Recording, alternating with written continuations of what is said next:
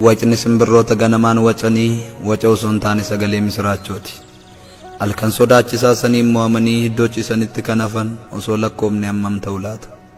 Guyyaan kun itti gabaabbattee osoo booriin arga jedhanii kan abdiin bishaan jalaa taate baay'eedha. Kanaaf anis sagaleen simbirroo ganamaa waca miti misiraachoodha kan hin jedheef.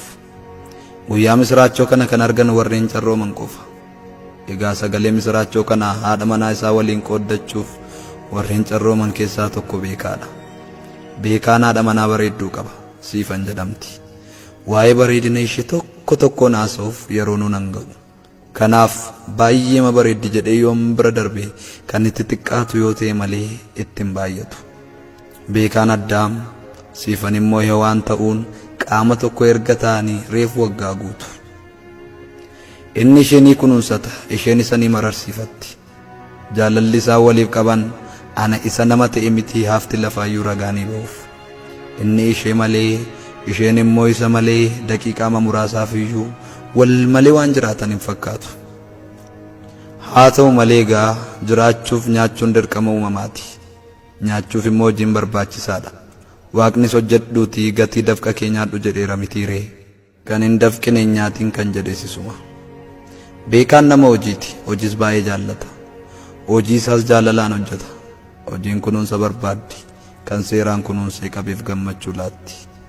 Namni Waaqayyo qabaa waan hundaa beeka kan jedhameefis kanaafi. Wanti hunduu qabaa barbaada.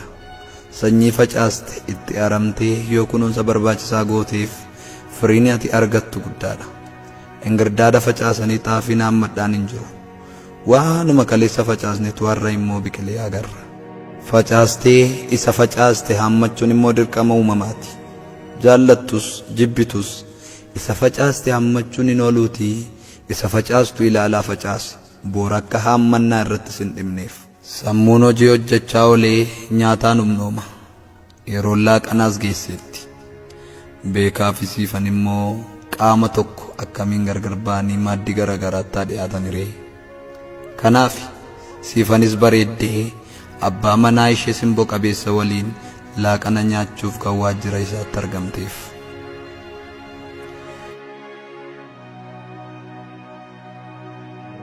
Karaa irra gaafa waliin deeman inni ishee malee isheen immoo isa malee waan biraa hin ilaalan. Nama bitaa fi mirga isaaniin darbuuf garuu safuu. Osoo mormii isaanii digirii 360 naanna'eefii itti tola. Kan jarreen kanaa immoo adda. Ofii ilaalamaa mucaa dhorkuu.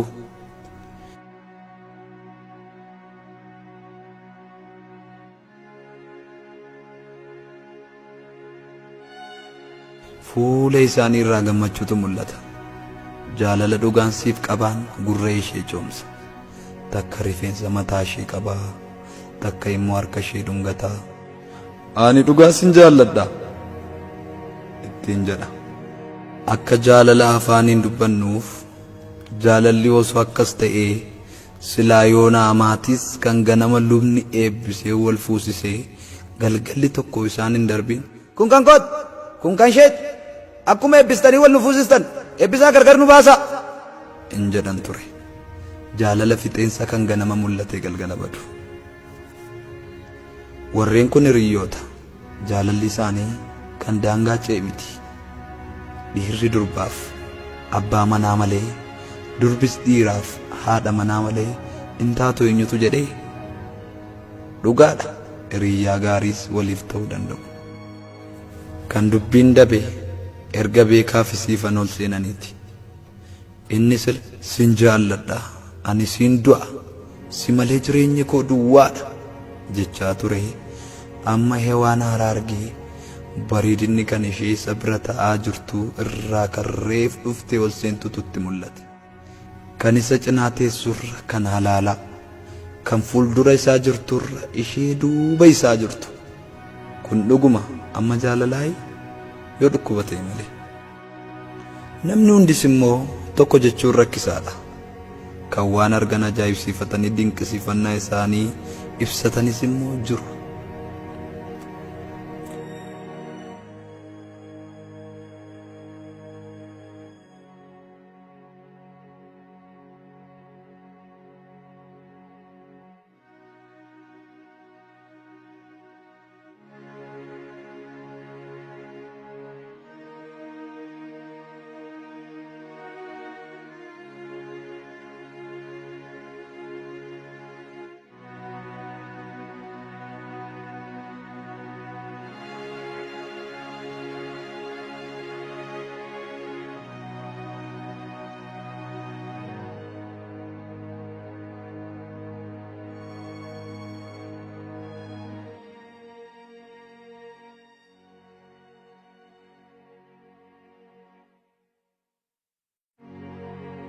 guyyoonni darbanii jootaa joonnis darbanii waggoota ta'uun beekaa fi siifan erga qaama tokko ta'anii waggoonni 2 darbaniiru.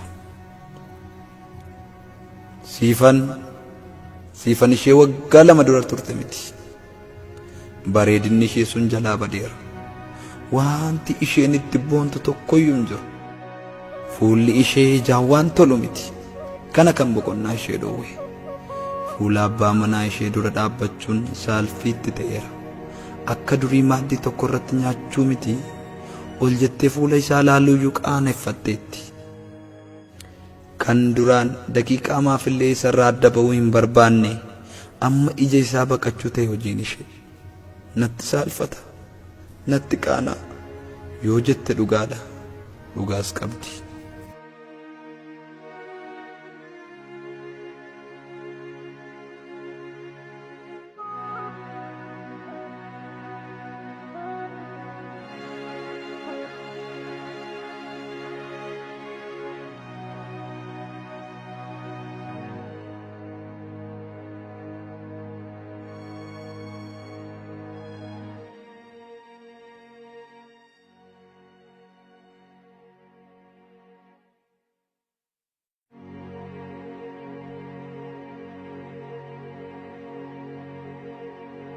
Kanaaf kaleessa keessa jiraachuuf halkaniif guyyaa kana hawwitu.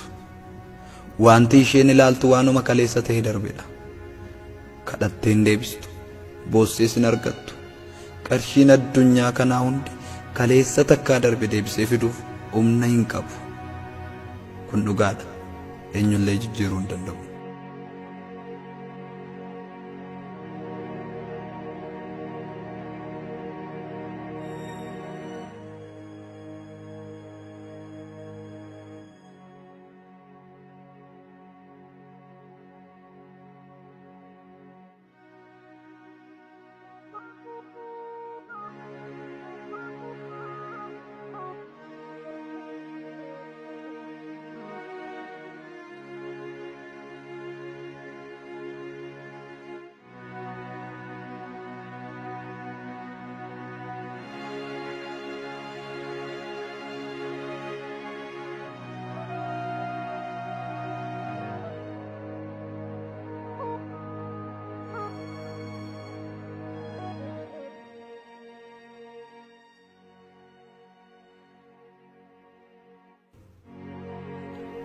Har'a garuu wanti sun hundi hin jiru. Lammaffaa kan deebinetti godaaneera. Kun immoo baay'ee ishee miidhaa jira. Bareedina duraan qabdu sana fudhattee fuula abbaa manaa ishee dura dhaabachuu hin dandeenye. Argatanii dhabuu caalaa wanti nama miidhu jiraayi hin jiru. Beekaan akkamaa godhu akkam jedhees akka ishee baay'ee jaallatu haa ibsuuf. Miidhama ishee akkamiin haa hirmaatu. Akkamiin saalfii ishee golgee jiru irraa kaasee haa gammachiisu. Beekaan maal godhu? Jechi ittiin inni jaalala isaa ibsatu hundi faallaa ta'etu siifan bira dhaqa. Kun isas nagaa dhorkeera. Dhukkuba ishee dhukkubsachiisuu dadhabuu isaa immoo baay'ee isa miidheera. Dirqama abbaa manummaa isaallee akka hin baanneef dhukkubni abaaramaan kun karaa itti cufeera. Maal godhu? Iddoo hojii deemus sammuun isaa nagaa ta'e hojii hojjetaan sobadha. Dhukkubni isheen dhukkubsattu dhukkuba salphaa miti. Namni yeroo nuun dhukkubsannu yaalii nu taasisee qorichas nuuf laatu. Garuu immoo dhukkuba akka kaansariif waan gochuu danda'u akka hin jirree fi yeroo isheef hafutti gammachuun akka jiraattee dabartu godhi jechuu caalaa wanti abdii nama kutachiisu hin jiru. Amalli dhukkuba kaansarii yeroo du'aatti dhiyaattu mallattoo agarsiisuu eegala. Kan siifanis kanuma ture.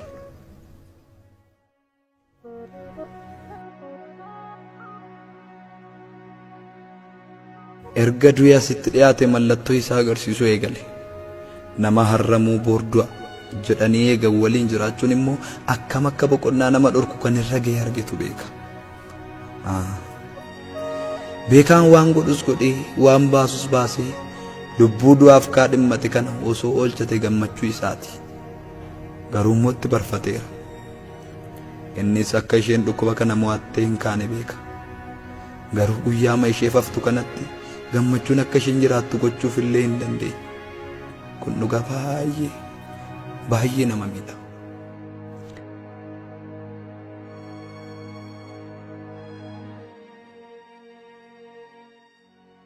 Beekaan haadha manaa isaa teessee du'a eeggattu manatti dhiisee dirqamni hojii guddaan itti kennamnaan deeme.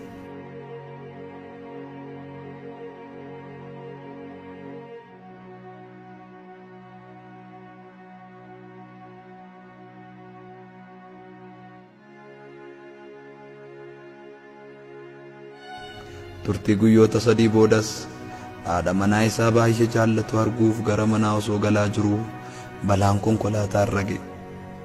Agartuu isaas dhabe. Siifan balaa isa irra ga'e kanaan baay'ee gadditus yaaddoon ishee inni guddaan irraa ka'eera. Akka durii sana inni na arga jetteen saalfattu, akka durii san qaanoftu, kun immoo isheef gammachuu guddaadha. Yeroo qubaan lakkaa'amtu hafte kana keessatti isaaf ija taatee jirti.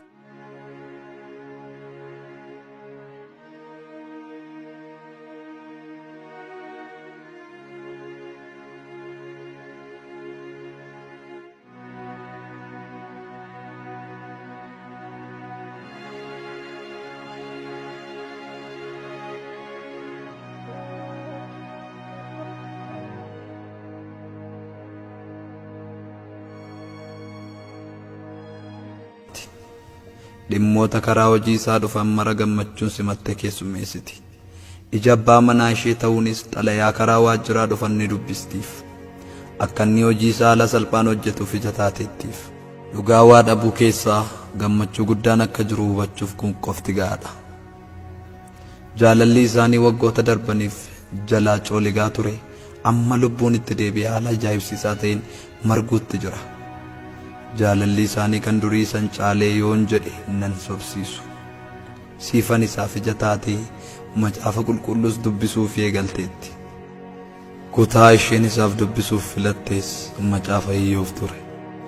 Obsi waan hundaaf bu'uura. Obsinaan waan hundaa boojita. Obsa dhabnaan garba taata. Obsinaan wanta sirrii yeroo sirriitti argatta.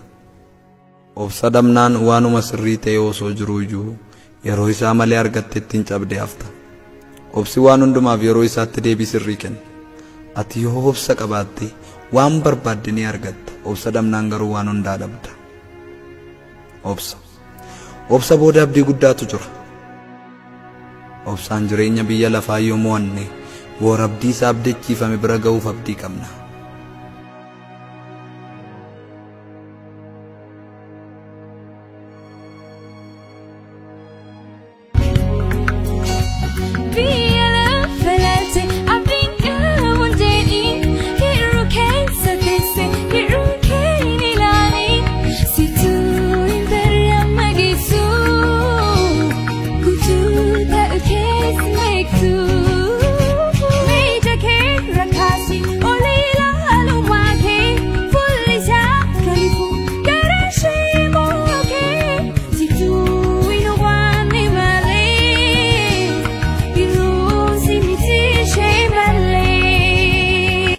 Wacni simbirroo ganama obboroon wacanii waca osoo hin taane sagalee misiraachoodha. Halkan sodaachisaan sun darbeera. Guyyaan kun guyyaa haaraadha waan jedhan fakkaatu. Umurii keenya kanatti guyyaa kana arguuf arri nu dabalamteetti. Garuu kan guyyaan kun itti gabaabbattee lafa ciisuu hin kaane baay'eedha. Kanneen guyyaa kana arguuf carraa